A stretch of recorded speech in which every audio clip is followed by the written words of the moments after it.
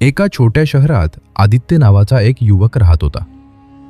तो अभ्यासात ठीकठाक होता, पण त्याच्यात एक मोठी कमतरता होती. तो प्रत्येक महत्त्वाचे काम पुढे ढकलत असे. आई किंवा वडील त्याला अभ्यास करण्यास सांगितले की तो हसून म्हणायचा, अजून खूप वेळ आहे, उद्यापासून अभ्यास सुरू करतो. असं म्हणता म्हणता त्याचे 3 वर्ष निघून गेले. शाळेचा निकाल आला आणि आदित्य नापास झाला. घरच्यांनी समजावले, बेटा वेळेची कदर करायला शिक, आजचा वेळ परत येत नाही. पण आदित्यवर काही परिणाम झाला नाही. तो शहरात शिकायला गेला, पण सवयी बदलल्या नाहीत. दिवसभर मोबाईलवर रील्स पाहणे, मित्रांसोबत मस्ती करणे, प्रत्येक काम पुढे ढकलणे, हेच त्याचे दैनंदिन आयुष्य झाले होते. शहरात एक वृद्ध गृहस्थ राहत होते. शांत स्वभावाचे, खोल विचार करणारे आणि जीवनाचा मोठा अनुभव असलेले.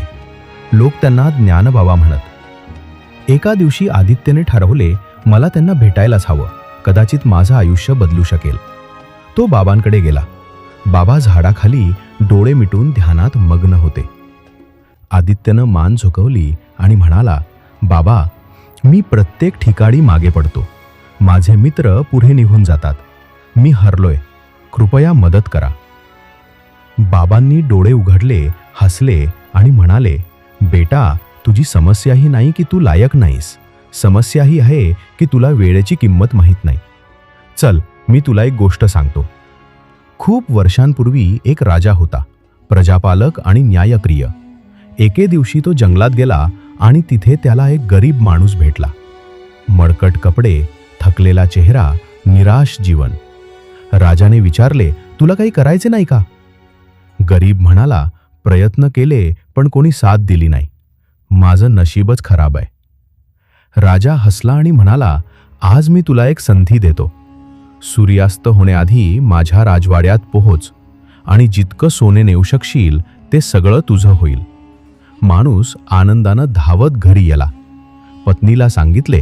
पत्नी ही आनंदली आणि म्हणाली, लवकर जा, उशीर होऊ देऊ नकोस. पण माणूस म्हणाला, आधी काही खाऊ दे, खूप भूक लागली आहे. पत्नीनं पटकन जेवण बनवले. तो निवांत बसून जेवू लागला. नंतर त्याला झोप यायला लागली. त्याने विचार केला, थोडी झोप काढतो, मग जाईन. तो झोपला. 2 तास गेले.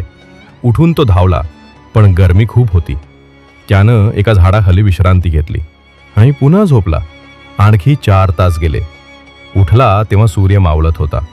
तो धावत राजवाड्याकडे गेला, पण दरवाजे बंद झाले होते. तो रडू लागला. एकदा श्रीमंत होण्याची संधी त्याच्या हातून फक्त वेळेच्या निष्काळजीपणामुळे निसटली होती. गोष्ट संपवून बाबा शांतपणे म्हणाले, बेटा, वेळेचे मूल्य समजून घे, नाहीतर एक दिवस फक्त पश्चात्ताप उरेल. आदित्यला जणू विजेचा झटका बसला. तो शांत झाला. डोळ्यातून अश्रू आले. त्यानं बाबांच्या चरणी वाकून धन्यवाद दिले आणि ठरवले, आता एक क्षणही वाया घालवणार नाही. त्या दिवसानंतर आदित्यचे आयुष्य बदलले.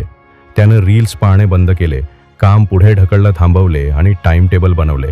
सकाळी 5 वाजता उठणं, 4-5 तास अभ्यास करणं, रात्री पुनरावलोकन करणं, हेच त्याचे जीवन झाले. मित्रांऐवजी पुस्तके त्याची मित्र झाली. काही महिन्यातच त्याचा आत्मविश्वास वाढला, अभ्यासात प्रगती झाली आणि जो आदित्य आधी सगळ्यात मागे होता तो आता वर्गात पहिला आला. जर तुम्हाला ही प्रेरणादायक गोष्ट आवडली असेल तर ती आत्ता लाईक करा आणि आपल्या मित्रांसोबत शेअर करा, जेणेकरून तेही वेळेचे महत्त्व समजू शकतील.